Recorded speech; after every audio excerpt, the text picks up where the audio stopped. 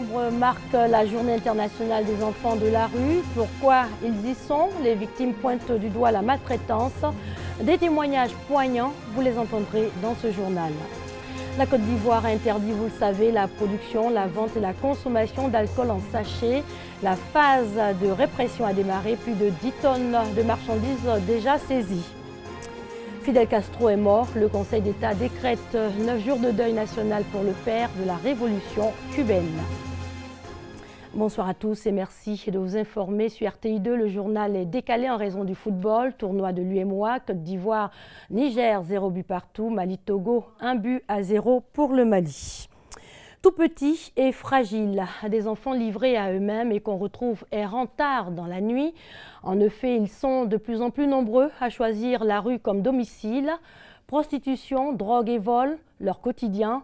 Pourquoi se sont-ils éloignés du cocon familial? Vous les entendrez ce soir. Des témoignages poignants ce 26 novembre, date qui marque la journée internationale des enfants de la rue. David Soyo et Serge Coléa. Les enfants ont des droits. Mais force est de constater, dans la vie de tous les jours, ces droits ne sont pas toujours respectés. Les enfants ont un droit et donc ces droits-là doivent être protégés. Je suis prêt à défendre, à crier sur tous les toits pour ne pas qu'on maltraite les enfants. Parce que ces enfants-là n'ont pas demandé à venir au monde. L'une des raisons principales qui favorise le phénomène des enfants dans la rue, c'est la violence. Chaque jour, quand ils sont remarqués, ils boivent, ils viennent me frapper. Chaque jour, ils boivent, ils viennent me frapper. Donc, ceci va chez ma tante à Makore. Ma tante à Makore, maintenant, son mari me faisait la même chose. Donc, ici, revenu, ici, quitter la vessie, venir dans la rue. La rue est devenue le refuge de centaines d'enfants victimes de maltraitance. J'étais chez ma grande soeur. Ben, elle m'a maltraité, c'est ça, ici, quitté là-bas. Quand nous tous on s'est levé à 8h, elle me frappe. Pourquoi elle me s'est levée à 8h, elle me frappe. Donc souvent, ce qu'elle fait, ce qu'elle n'a pas fait, elle me frappe, que c'est moi qui fait. Elle me frappe, maman, que c'est moi qui vole son argent. Elle me frappe, à cause de ce qui était là-bas. Livrés à eux-mêmes, ces enfants deviennent vulnérables. C'est le cas de certaines filles qui s'adonnent à la prostitution dès leur jeune âge. Quand j'avais 13 ans, je vivais dans la rue. Il y a une fille qui m'a montré comment on couchait un garçon. Non, il a couché. Elle est pleine de garçons. Aujourd'hui, il y a 16 ans. Pour aider ces enfants laissés pour compte, l'organisation Dignité et Droits pour les enfants en Côte d'Ivoire, DDECI, mène des actions. Elle œuvre surtout à leur réinsertion. DDECI procède par des missions terrain. Dès qu'un enfant nous est référé, le cadre, d'abord on lui donne l'appui alimentaire. Parce qu'on s'est dit que peut-être qu'il a fait 2 jours, 3 jours, il n'a pas mangé, ou bien il n'a pas mangé à sa faim.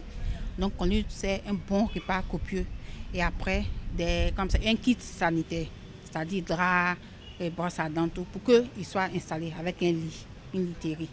Et après cela, il passe, après l'assistance sociale, il passe chez les psychologues pour une écoute, pour voir quelles sont les raisons qui l'ont poussé à aller dans la rue. Grâce à tous ces efforts, des enfants pourront avoir la chance de retrouver leur famille. Beaucoup d'enfants vivent encore dans la rue, sans aucune éducation, sans aucune protection sociale. L'espoir de leur bâtir un avenir radieux s'en trouve ainsi hypothéqué. Autorités gouvernementales, organisations pour la promotion des droits des enfants en sont conscientes. Toutes appellent à une plus grande responsabilité des parents. Ces enfants dans la rue sont de gros consommateurs d'alcool vendus en sachet. La Côte d'Ivoire a interdit, vous le savez, la production, la vente et la consommation de ce produit qui nuit à l'économie, mais aussi à la santé des populations. Alors, 10 jours après l'annonce de l'interdiction, la phase de répression a démarré. Plus de 10 tonnes de marchandises déjà saisies. Moussa Konaté. Ce magasin a été repéré par les services de contrôle du ministère du Commerce au quartier Jesco dans la commune de Yopougon. Il contiendrait d'importantes quantités d'alcool en sachet, produit désormais interdit en Côte d'Ivoire. Après des échanges houleux, la porte est défoncée en présence d'un huissier de justice. Constat, 53 cartons de liqueur en sachet saisis. Ils ont parlé, mais l'information là, moi j'ai reçu ça à la télévision, mais ils n'ont pas donné de date. Quand est-ce que ça va, ils vont prendre en compte. Donc c'est ce qui a fait que moi j'ai un peu de stock ici. Donc c'est ça. C'est comme si je savais qu'on dit à partir d'aujourd'hui, on arrête. J'allais arrêter. La phase de répression contre l'alcool en sachet est donc en marche. De jour comme de nuit, les agents sont sur le terrain. Unique objectif, faire appliquer la mesure d'interdiction. L'ensemble donc des directions régionales du ministère du Commerce sont mobilisées pour mener à bien cette action. Bien entendu, les forces répressives dont dispose le ministère, vous voyez, j'ai à ma côté notre brigade d'intervention qui participe activement à cette lutte. Il y a bien entendu les services douaniers qui sont donc mis en situation de mettre en œuvre cette mesure d'interdiction. Il y a les forces de l'ordre sur l'ensemble du territoire qui sont concernés par cette question de santé publique. Nous avons informé l'ensemble donc des importateurs, l'ensemble donc des distributeurs, les commerçants, les fabricants, les industriels. Les actions consommateurs sont sensibilisés que cette mesure est en train d'application et nous sommes dans une situation de tolérance zéro. Une détermination affichée pour préserver la santé des populations, mais aussi l'économie du pays. Les contrevenants à cette décision gouvernementale subiront la rigueur de la loi. C'est une plaie pour notre économie parce que beaucoup de ces produits, ces boissons alcoolisées qui viennent donc dans ces sacs plastiques échappent à toute forme de fiscalité, que ce soit douanière, que ce soit les impôts. C'est vraiment, je dirais, une situation qui n'est pas faite pour améliorer l'essor économique de la Côte d'Ivoire. Donc tous ceux qui s'adonnent à ce commerce illicite seront frappés de sanctions tant pénales que pécuniaires. L'interdiction de la vente et la consommation de l'alcool en sachet a été annoncée le 16 novembre dernier. À ce jour, plus de 10 tonnes de ces produits d'une valeur de près de 20 millions de francs CFA ont été saisis. Le contrôle se poursuit sur toute l'étendue du territoire national. La mission de l'ONU en Côte d'Ivoire s'achève le 30 juin 2017. On part pour le sud-ouest du pays où le bureau de l'ONUCI, qui ferme à la fin de l'année 2016, a procédé à la remise de ses 12 derniers projets aux communautés de la région du Bas-Sassandra. Hervé Blé. Dans le Bas-Sassandra, l'opération des Nations Unies en Côte d'Ivoire a réalisé plusieurs projets: construction ou réhabilitation d'infrastructures, création d'activités génératrices de revenus. Le bureau de l'ONUCI dans le sud-ouest de la Côte d'Ivoire ferme à la fin de l'année 2016. Avant et pour la remise symbolique des 12 derniers projets, la représentante spéciale du secrétaire général de l'ONU a choisi le centre de protection de la petite enfance de Grand Bérébi, centre qui lui aussi a bénéficié de la générosité de l'ONUCI. Le plus important pour nous, c'est de savoir que le mandat que nous a confié le Conseil de sécurité a été exécuté, que les populations se sont engagées et sont dans les dispositions pour faire en sorte que même après le départ de l'ONUCI, la paix, la cohésion sociale et la réconciliation nationale puissent continuer à être promues ici en Côte d'Ivoire. Au son du bolo super, les tout-petits ont traduit leur reconnaissance à l'ONUCI, notamment à la représentante spéciale du secrétaire général en Côte d'Ivoire. La reconnaissance des populations a, elle, été traduite par le président du conseil régional et par le maire de Grand Bérébi qui lui a offert par la même occasion un préau au centre de la petite enfance. Des financements à hauteur de 1 million de francs CFA pour la réalisation de pépinières de palmiers à huile initiées par le conseil régional ont été remis au cours de cette même cérémonie. Le conte à l'honneur à la Biennale des Arts du Récit d'Abidjan, Bara 2 est à sa 2e édition, 4 jours dédiés au conte, véritable outil en termes d'oralité, conférences, expositions et des projections de films au menu. Cita Soro. Rendez-vous incontournable pour les amateurs d'art oratoire, la Biennale des Arts du Récit d'Abidjan, 2e édition, dénommée Bara 2, a ouvert ses portes.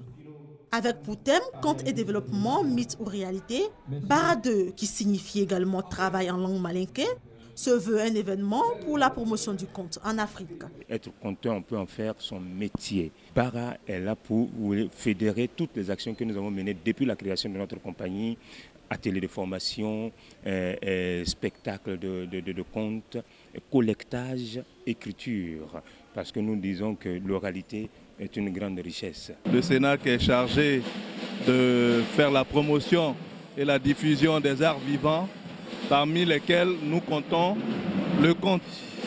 Et donc c'est à ce titre-là que nous sommes là. Au programme de cette biennale de l'art, des conférences, des expositions, des spectacles et surtout le concours de contes pour jeunes. Intitulé Concours international, il met en compétition 9 pays africains dont la Côte d'Ivoire. Moi, je ne viens pas avec l'esprit de concours battre. Le thème est clair, faire rêver mon pays. Au-delà du fait que ça soit une fête, c'est vrai qu'il y a une compétition. Je suis venu défendre les couleurs de mon pays. L'Institut français au Plateau, le Goethe Institut à Cocody et le Sénat Café Théâtre sont autant de lieux qui vont accueillir jusqu'à samedi cette deuxième édition de la Biennale des Arts du récit d'Abidjan. Lutte contre le handicap, la lutte se diversifie, la littérature est un moyen supplémentaire pour aider à changer le regard de la population sur les handicapés. Nambrani et le droit au bonheur, cet ouvrage de Conan Nyamien Dieudonné Kwaku, est un engagement en faveur de la lutte contre la marginalisation des personnes vivant avec un handicap. Issa Tionan Yeo nous en parle.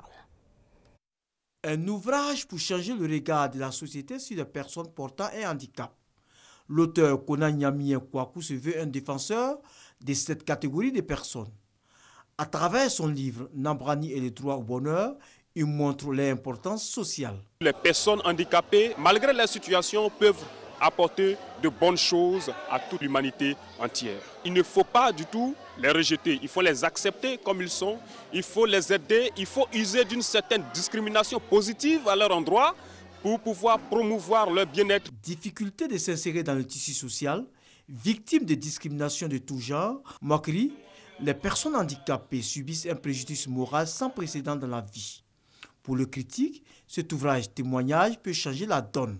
En même temps que Nambrani est un enseignement pour toute personne en situation de handicap, c'est aussi un enseignement pour les parents, c'est un enseignement pour la communauté, c'est un enseignement pour l'État lui-même. Subdivisé en deux parties, Nambrani et le droit au bonheur, l'ouvrage de 83 pages, dont la dédicace a eu lieu à l'Institut des aveugles à Yopougon, comprend 6 chapitres. Fidel Castro est mort hier soir, stupeur à la Havane et liesse populaire à Miami du côté des anticastristes. Le père de la révolution cubaine est mort à l'âge de 90 ans. Fidel Castro a tenu l'île depuis la révolution de 1959. Il avait cédé le pouvoir en 2006 à Raoul, son frère, car il souffrait alors d'une hémorragie intestinale. Le Conseil d'État a décrété 9 jours de deuil national. Et puis pour son premier contact en Afrique, Fidel Castro a choisi la Guinée de Sékou Touré, 2 hommes séparés par les océans mais liés par les idées révolutionnaires. C'était le 3 mai 1972. Le stade du 28 septembre est le clou de l'accueil réservé au chef de la révolution cubaine.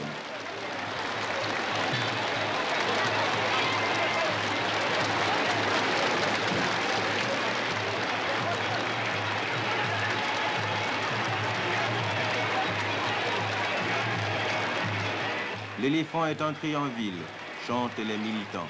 Car pour eux, l'éléphant c'est aussi fidèle, combattant intrépide et courageux qui avance à pas sûr, bravant tous les obstacles. C'est celui qui, comme Sékou Touré, s'est entièrement donné à son peuple pour que triomphe la révolution.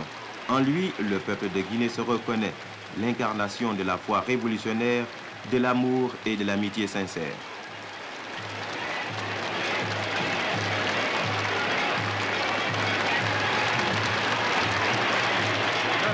Le peuple militant et le gouvernement révolutionnaire de Guinée sont heureux et fiers de la visite que leur rend le camarade Fidel Castro. Homme exemplaire dans la lutte, rigoureux dans la fidélité et le constant dévouement au peuple. Camarade Fidel, camarades combattants et compagnons d'armes, nous vous saluons. Nous vous félicitons pour votre grande œuvre, pour votre courage indomptable, pour votre résolution, non seulement de faire de la patrie cubaine un centre de rayonnement de l'idéologie et de la pratique révolutionnaire, constamment tendu vers le progrès dans tous les domaines, mais aussi d'œuvrer à l'avènement d'un monde de justice, débarrassé des monopoles, de l'arbitraire, de l'exploitation, de la dépersonnalisation et de l'indignité. Nous saluons en vous le héros de la caserne Moncada.